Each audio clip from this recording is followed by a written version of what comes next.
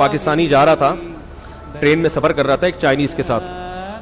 تو پاکستانی تاجروں کا دماغ بہت تیز چلتا ہے. تو ایک چائنیز کے مچھر آ کے بیٹھا. چائنیز دنیا کی ہر چیز کھا لیتے ہیں, چائنیز نے اٹھایا اور کھا لیا. اب پاکستان نے بولا یار ادھر تو مچھروں کا بزنس بھی ہو سکتا ہے. تو پاکستانی کے مچھر آ کے بیٹھا, اس نے پکڑا اور چائنیز سے بولا کتنے کا خریدے گا. تھوڑے سے چٹکلے چلتے رہتے ہیں, ان کا موضوع سے تعلق تو نہیں ہے, لیکن تھوڑا سا آپ کا دل اس میں لگا رہے کہ وہ ایک جو چوہا جو ہے نا, چوہا, اس نے ایک ہاتھی کو دریا میں نہاتے ہوئے دیکھا. السلام علیکم, خیریت سے آپ؟ تو ہاتھی کو دیکھا دریا میں نہاتے ہوئے. تو چوہے نے ہاتھی سے کہا یار ذرا باہر آنا, کام ہے ضروری. تو ہاتھی نے کہا بھائی میرے لیے باہر آسان نہیں ہے, میں گھنٹوں لگیں گے, میں ہاتھی ہوں, کوئی مذاق نہیں ہوں. چوہے نے کہا نہیں, بہت ہی اہم کام ہے, تھوڑی دیر کے لیے آپ کو باہر آنا پڑے گا. اب بیچارہ اتنی مصیبت سے باہر نکلا. چوہے نے کہا بس ہو گیا کام, واپس جاؤ. ہاتھی نے کہا بھائی کیا ٹینشن تھی, مجھے اتنی مصیبت سے نکلا. اور میں, چوہا کہہ رہا ہے بس میں یہ دیکھنا چاہ رہا تھا میرا انڈر ویئر پہن کے تو نہیں نہا رہے تم پہ. ٹھیک ہے نا, صحیح ہے. تو خیر ہاتھی انڈر ویئر نہیں پہنتا. کوئی بھی دنیا کا جانور ایسا نہیں ہے دنیا میں کوئی جو لباس زیبتن کرتا ہو, کیونکہ لباس کا تعلق کس سے ہے؟ تہذیب سے. انسان ہمیشہ سے لباس پہنتا آیا ہے, یہاں تک کہ قرآن مجید میں اللہ نے فرمایا ہے کہ جب آدم علیہ الصلوۃ والسلام سے خطا ہوئی ہے جنت میں, تو اس خطا کے بدلے میں اللہ نے جو سب سے پہلی سزا دی, ان کا لباس چھین لیا. حالانکہ وہ دونوں میاں بیوی تھے, حضرت آدم اور حوا, لیکن ان میں اتنی حیا تھی کہ فتفقا یخصفان علیہما من ورق الجنہ, کہ جنت کے درختوں کے پتوں سے اپنے جسم کو ڈھانپنے لگے. تو پہلے دن سے اللہ نے انسان کے مزاج میں اور انسان کے فطرت میں کیا رکھا ہے؟ تہذیب. لباس کا تعلق کس سے ہے؟ تہذیب. ایک جاہل پیر تھے, جاہل پیر ہوتے ہیں نا اپنے مریدوں کو بس کھانے کھلانے کی ترغیب. انہوں نے کہیں کدو کی فضیلت پہ بیان کیا. کس پہ بیان کیا؟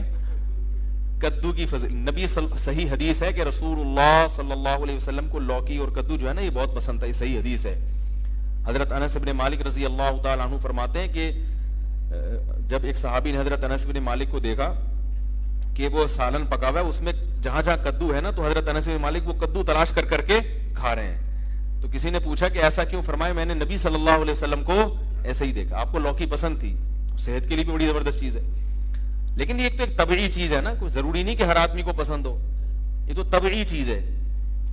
تو آپ وہ مولانا جو جاہل پیر تھے نا, انہوں نے اپنے مریدوں کو حدیث سنائی کہ کدو نبی نے کھایا, نبی کی سنت.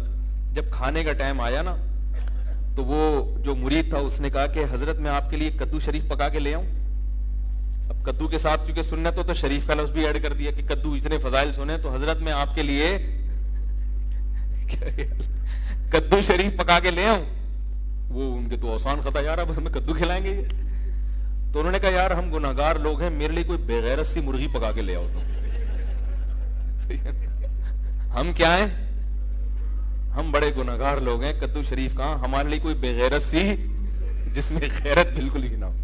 تو یہ جو فارمی چکن ہے نا, اس بیچارے کو کچھ پتہ نہیں. مجھ سے ایک دفعہ بقرعید میں کسی نے مسئلہ پوچھا کہ حاملہ گائے جو ہے نا, حاملہ گائے, اس کی قربانی جائز ہے؟ میں نے کہا ہاں جائز ہے. تو انہوں نے کہا اس بیچارے معصوم بچے کا کیا قصور ہے؟ وہ جو گائے کے پیٹ میں معصوم بچہ ہے اس کا کیا قصور ہے؟ تو میں نے کہا اس کی ماں بیچاری کا کیا قصور تھا جس کو ہم کاٹ رہے ہیں, اس سے اس کو کسی جرم کی سزا دی جا رہی ہے. تو جانور بیچارے کا کوئی قصور تھوڑی ہوتا ہے کہ جو ہم اس کو کاٹ کے کھاتے ہیں. وہ اللہ نے بنایا کس کے لیے؟ ہمارے لیے. چٹکلا سناتا ہوں نا, کئی بار آپ سن چکے ہیں. وہ ایک بچے نے, ایک مس تھی, انہوں نے وہ بچے بیٹھے ہوئے تھے, اسٹوڈنٹس بیٹھے ہوئے تھے, ان سے معاہدے لیے کہ دیکھو بیٹا پکا وعدہ کرو, پکا وعدہ کرو کہ پان گٹکا نہیں کھاؤ گے. انہوں نے کہا میس پکا وعدہ پان گٹکا نہیں کھائیں گے. بیٹا پکا وعدہ کرو چوری نہیں کریں گے. میس کبھی بھی چوری نہیں کریں گے. ہر چیز پہ وعدہ کر رہے تھے, سارے معاہدے کروا لیے, ملک کی خدمت کریں گے, یہ کریں گے, وہ کریں گے, ایمانداری سے جہاں بھی جائیں گے ایماندار. آخر میں کہا کہ بچوں پکا وعدہ کرو لڑکیوں کا پیچھا نہیں کریں گے. بچوں نے کہا پکا وعدہ لڑکیوں کا پیچھا نہیں کریں گے. اب بچوں جو ہے نا اندر وعدہ تو کر لیا. اب مس نے کہا اچھا پکا وعدہ کرو ملک پر جب جان دینے کی باری آئی تو جان دیں گے. انہوں نے کہا دے دیں گے, ایسی زندگی کا کرنا بھی کیا ہے ہم نے. جب جان دینے کی باری آئے گی تو کیا کریں گے؟ جان دے دیں گے. زندگی کو بچا کے کرنا بھی کیا ہے. میں تو ایک جگہ حیران ہو گیا, ہم کہیں جنگل میں گئے تفریح کے لیے, تو مجھے تھوڑا سا شوق ہے مختلف لوگوں کا انٹرویو لینے کا, ان کا کلچر کیا ہے. تو میں نے دیکھا کہ اب ہمارے کیمپ کے قریب 2 ذرا ایجڈ سی خواتین تھیں, تو میں نے کہا چلو ان سے تھوڑا سا انٹرویو لوں, یہ خیمے میں کیا پکا رہی ہیں. ہم وہاں قریب گئے تو وہ کچھ مچھلی ڈال کے اور کچھ پکا رہی تھی. تو تھائی زبان میں ایک ترجمہ کرنے والے میرے ساتھ موجود تھے, تو وہ انہوں نے بتایا کہ یہ مفتی صاحب ہیں, ہمارے عالم ہیں, یہ آئے ہیں, یہ آپ سے انٹرویو لینے چاہتے ہیں. میں نے ان سے پوچھا آپ کیسے رہتے ہیں, کیا کھاتے ہیں, تو گپ شپ ہوئی. تو پھر جب انہوں نے تعارف کروایا نا کہ ہمارے عالم ہیں یا مذہبی رہنما ہیں, تو پھر وہ کہنے لگیں خواتین کہ آپ, وہ تھیں تو بدھسٹ تھیں, تو انہوں نے کہا آپ ہمارے لیے گاڈ سے دعا کریں کہ اللہ ہمیں اولاد دے دے. تو میں نے کہا یہ دونوں لیڈیز کے اولاد, یعنی شاید ہمیں سے مراد ہو, ان کے میاں کہیں اور رہتے ہوں گے, دونوں کی اولاد نہیں ہوئی. تو میں نے کہا کہ وہ کیا مطلب آپ دونوں کے, یعنی شوہر کہاں ہیں؟ تو پتہ چلا کہ یہ ان کا شوہر ہے اور یہ کیا ہے. تو میں نے ان کو, ویسے وہ اردو سمجھتے بھی نہیں تھے, میں نے تھوڑا مزاق کیا, میں نے کہا اسی وجہ سے تو اولاد ہو نہیں رہی. بھائی اولاد کے لیے ایک کا عورت ہونا تو دوسرے کا مرد ہونا, یہ تو دونوں فرشتے بھی کنفیوز ہو رہے ہیں کہ یار یہ کیا مسئلہ ہوا کیا ہے. ٹھیک ہے کہ بھائی ان کو اولاد اللہ کی طرف سے دے کیسے ہم. تو ایسے عجیب فیشن ان لوگوں کے کہ مرد نظر نہیں آتا اور عورت نظر نہیں آتی. تو اسلام نے حکم دیا کہ مرد ہو تو حلیہ کیسا ہونا چاہیے, یہ نیچر ہے بھائی, مرد بن کے رہے اور عورت بن کے رہے. وہ ایک آدمی کسی کے یہاں رشتہ, بیان ختم ہو گیا, جو جانا چاہیں جا سکتے ہیں. ایک آدمی کسی کے گھر میں رشتہ لینے کے لیے گیا, تو وہ لڑکی کے ابا نے نا, جو لڑکا آیا تھا رشتہ لینے کے لیے, اس کے سامنے چائے اور بسکٹ رکھ دیے. اب وہ لڑکا وہ ڈبو کے کھا رہا ہے نا, تو لڑکی کے والد نے بولا کیا ہے, اس کو تو تمیز نہیں ہے کھانے کی, تو انکار کر دیا رشتے کا. اب لڑکے کو بڑی شرمندگی, بھی بہت افسوس ہوا یار یہ کیا ہو گیا, اور پتہ بھی تھا کہ کیوں انکار کیا. تو باہر نکل کے لڑکی کے ابا سے کہتے ہیں رشتے کا آپ نے انکار کر دیا, افسوس تو بہت ہوا, مگر ڈبو کے کھانے کا اپنا ہی مزہ ہے.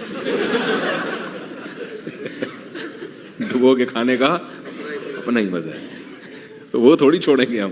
اور حقیقت ایسے ہے, حقیقت ہے, چائے بسکٹ رکھے ہو نا, میرا اپنی ظاہر بھی ہے کہ ڈبو کے کھانے کا شرم تو آ رہی ہوتی ہے انسان کو, لیکن جو مزہ آتا ہے ڈبو کے کھانے میں, وہ بغیر پاپے جتنا ڈبو کے کھانے میں مزہ آتا ہے. تو بسکٹ ہو کوئی بھی چیز ہو, ڈبو کے کھانے کا بہرحال اپنا مزہ ہے. تو اب کوئی بھی, میں کہیں جاتا ہوں نا, کوئی لوگ چائے بسکٹ رکھ دیتے ہیں زبردستی کے کھا وہ لو, تو پھر میں ڈبو کے ہی کھاتا ہوں, اور میں بولتا ہوں بھائی ڈبو کے کھانے کا اپنا مزہ ہے. آپ کو لگے گا مفتی صاحب کیا کر رہے ہیں, بھائی ہم آپ کی وجہ سے